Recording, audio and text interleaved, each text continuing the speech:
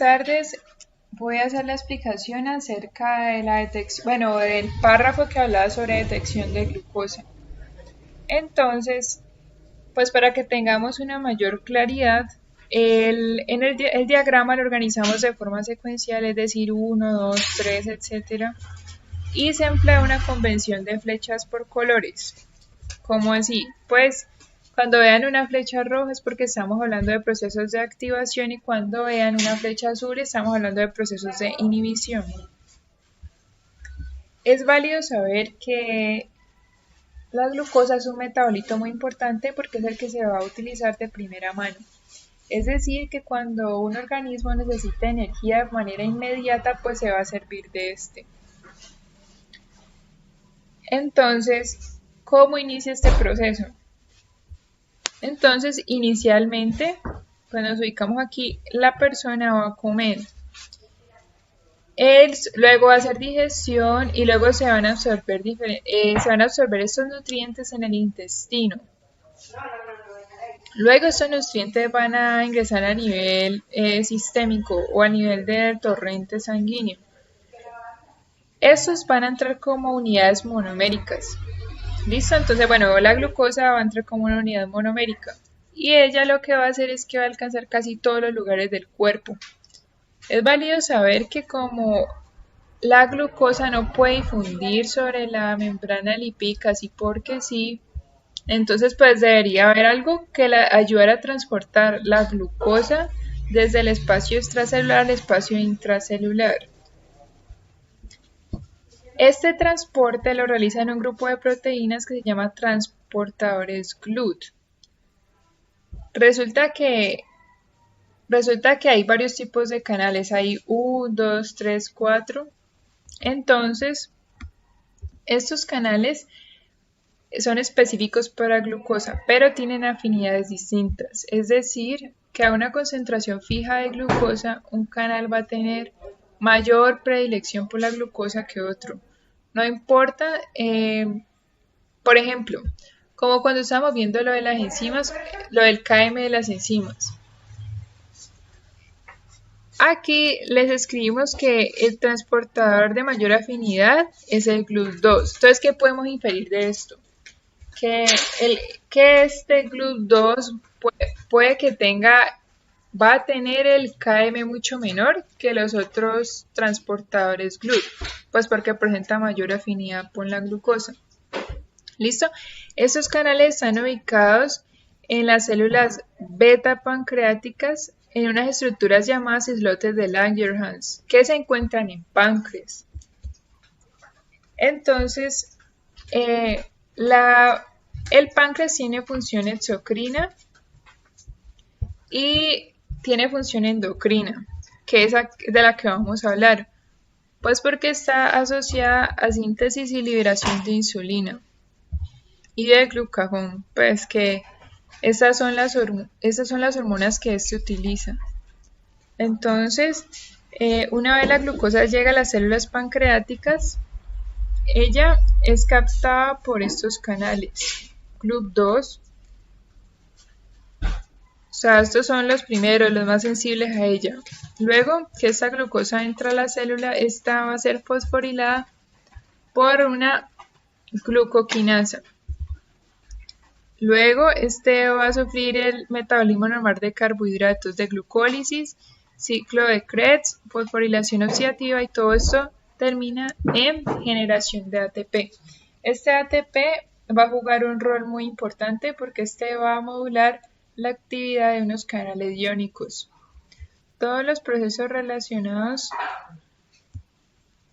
con la insulina van a estar asociados a cambios de potencial de membrana. Entonces, digamos que hay bastante ATP dentro de la célula. En la membrana de esta célula beta pancreática hay unos canales de potasio dependientes de ATP. Entonces, estos canales tienen la particularidad de que pueden ser modulados por ATP, es decir, el ATP se une a ellos y genera cambios conformacionales que cambian su actividad. En este caso, normalmente el canal de potasio va a estar sacando cargas positivas del medio interno al medio externo. Entonces, lo que va a favorecer es que el potencial interno de la célula se mantenga negativo, pues porque está sacando iones positivos. Luego, o sea, esto es lo que normalmente pasa, pero si en un momento dado se aumentara la concentración de ATP, ese ATP va a modular la actividad de ese canal de potasio de forma negativa. Es decir, este se va a cerrar y va a dejar de sacar potasio. Entonces, cargas positivas se van a acumular dentro de la célula. Esto hace que el potencial de la célula cambie de positivo a negativo. Este proceso se llama despolarización. Estos cambios de potencial van a actuar sobre otros canales, que son los canales de potasio. Estos canales de potasio son canales sensibles al voltaje. ¿Listo? Es decir, si tenemos un potencial de membrana A, él va a actuar de una forma. Si tenemos un potencial de membrana B, va a actuar de otra forma. En este caso, cuando ocurre la despolarización, esta despolarización lo que va a hacer es activar ese canal de calcio. Ellos estaban cerrados y una vez inhibe el canal de potasio, esta lo va a regular positivamente, este canal se abre y el calcio que empieza a ingresar desde fuera de la célula hasta la parte interna. Este calcio es un regulador muy importante porque él va a favorecer, activar o favorecer procesos de exocitosis de vesículas que tienen granos de insulina. Las células pancreáticas, cuando está ingresando calcio, lo que pasa es que este permite la salida de esos gránulos de insulina a la sangre. Entonces, tenemos que la insulina se secreta a nivel sistémico, es decir, entra a sangre para alcanzar todos los lugares. Listo, entonces sabemos que la insulina va a cumplir diferentes objetivos, diferentes funciones. Ella va a cumplir estos roles. Por ejemplo, aumentar la captación periférica de glucosa.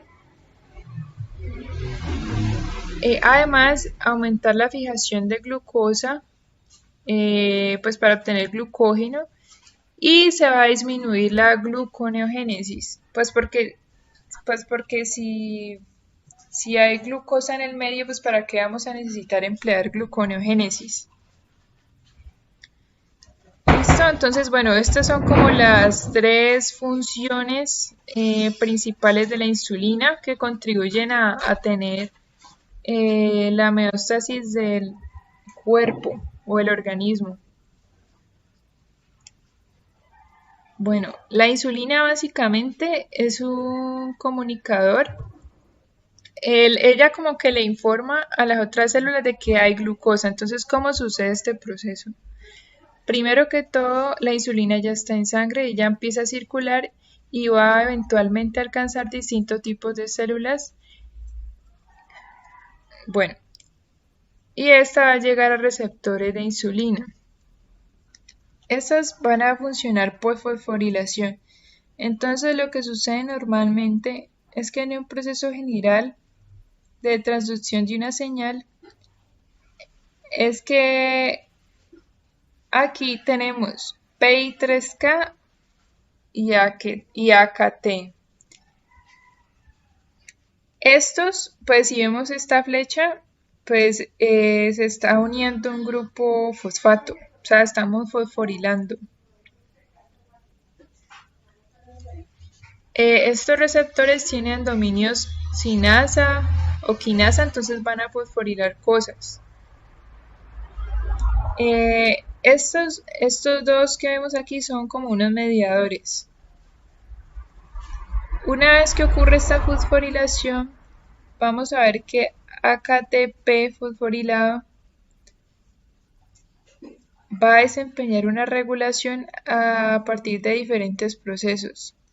de incremento en captación de glucosa, fijación. La insulina ya salió de la célula beta pancreática, ella va a cumplir pues su rol, su función. Ella es una molécula reguladora, pues es decir, que regula células muy lejanas, que prácticamente pues son todas las células del cuerpo. Entonces pues aquí colocamos los efectos generales que esta va a generar.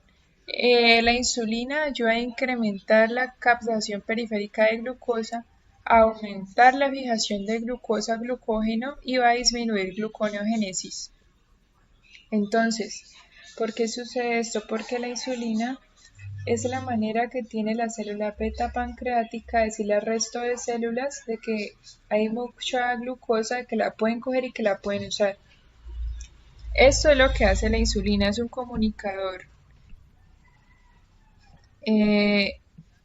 Ella le dice a las otras células que hay glucosa y que la pueden captar.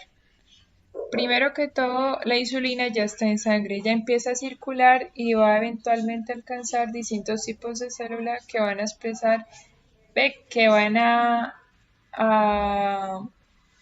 llegar a receptores de insulina, que van a funcionar por fosforilaciones. Lo que sucede normalmente, una vez la insulina ya salió de la célula beta pancreática, ella va a cumplir su rol endocrino. Ya es una molécula reguladora que a nivel del sistema endocrino, ella regula células muy lejanas de una manera u otra. Entonces los efectos generales que se van a observar son que la insulina va a aumentar la captación periférica de glucosa, se va a incrementar la fijación de glucosa en glucógeno y se va a inhibir procesos de gluconeogénesis. Entonces, ¿por qué sucede esto?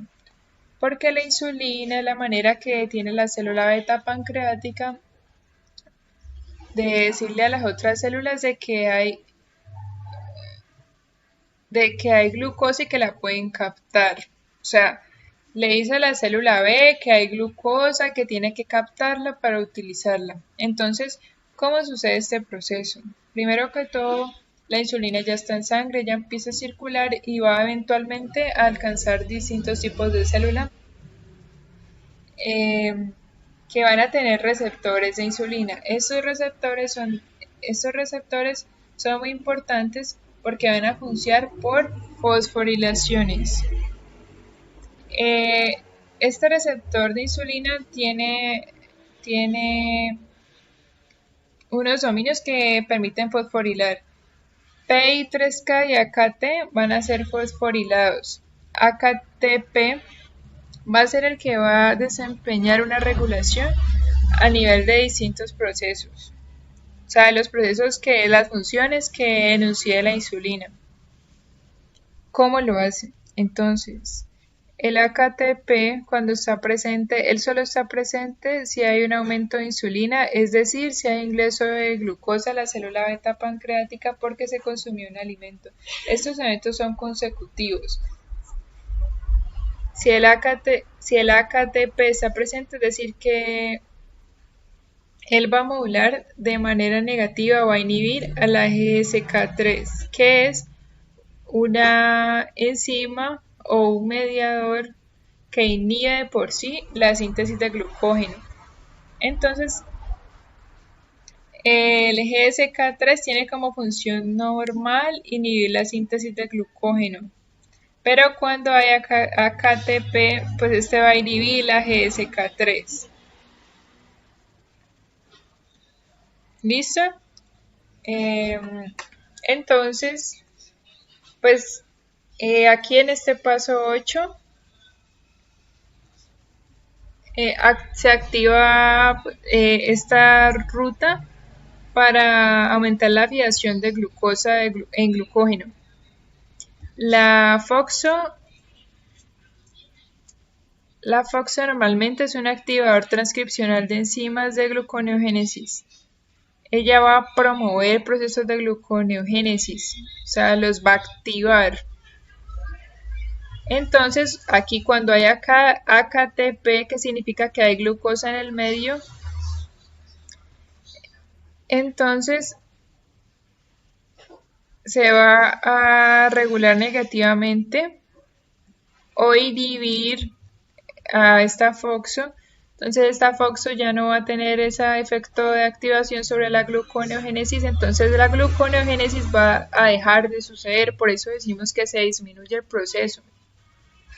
Y por último está lo de que favorece la captación. El AKTP activa procesos en los que la GLUT4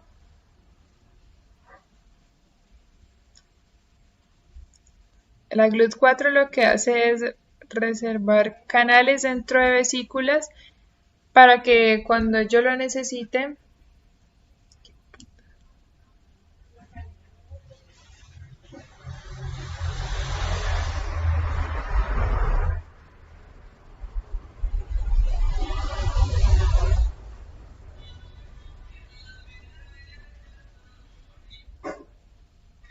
Por último está lo de que favorece la captación periférica de glucosa. Entonces, cada célula de todo el cuerpo tiene sus canales de glucosa porque ella tiene que meter glucosa pues para poder sobrevivir. Estos canales lo que hacen es reservar estos canales dentro de la célula en forma de vesículas para que cuando ellos lo necesiten simplemente dicen, bueno, necesito glucosa, necesito tener más canales, entonces estas vesículas se fusionan con la membrana y entonces va a permitir que hayan más canales disponibles para que pueda ingresar mayor cantidad de glucosa a la célula cuando en las condiciones en que, bueno, cuando ésta lo necesite.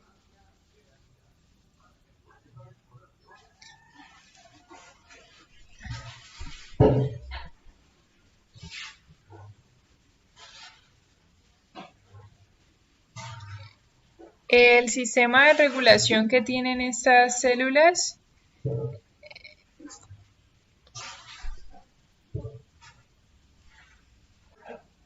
bueno, como resumen, pues vamos a ver que las células beta pancreáticas, el sistema de regulación que ellas tienen es a través de la relación ATP-ADP.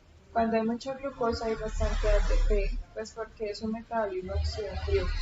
Y ese ATP es el que va a inhibir esos canales de calcio y va a desencadenar pues todo lo que les dije ahora. También tenemos que la glucosa regula su utilización de almacenamiento por vía de la insulina y también inhibe su propia síntesis por inhibición de la FOXO. Y también eso favorece la homeostasis, es decir, la glicemia estable. Lo que busca el cuerpo es que pues tengan concentraciones de azúcar ni muy altas ni muy bajas, pues porque si no, pues esto significa una patología o incluso la muerte.